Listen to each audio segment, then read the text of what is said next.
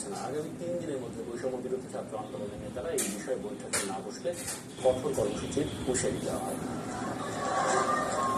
শনিবার পূর্ব ঘোষণা অনুযায়ী বিকাল 3টার দিকে শাহবাগে জড়ো হতে থাকে হিন্দু সম্প্রদায়ের মানুষ।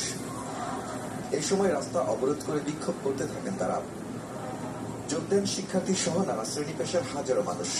যাই হয় না কেন সবকিছুতেই আমাদের হিন্দুদের উপর এরকম হয়। আমরা কি এই দেশের নাগরিক না? কেন প্রত্যেকবার আমরা এই আঘাতের শিকার হবো? আমাদের কেউ নাই, আমরা সংখ্যালঘু বলে? 53 বছরে কোন সরকার আমাদের জন্য কিছু করে না এই বাংলার বাড়িতে। শারদীয় দুর্গা উৎসবে আমাদের 6 দিনের ছুটি এবং রথযাত্রায় ছুটি সহ আমাদের সকলের দাবি মানার জন্য আমরা অনুরোধ করছি। তাদের দাবি, হামলার ভয়ে অনেকেই প্রতিবেশী দেশে আশ্রয় নেওয়ার জন্য সীমা থেকে বসে আছেন। এই দেশ আমার দেশ, আমার বাবার দেশ, আমার ঠাকুরদার দেশ, আমার ঠাকুরদার বাবার দেশ।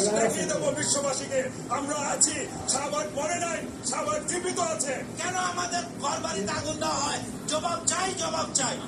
বৈষম্য বিরোধী ছাত্র আন্দোলন ও রাষ্ট্রের কাছে দাবি পেশ করে 4 ঘন্টা পর রাস্তা ছাড়েন তারা।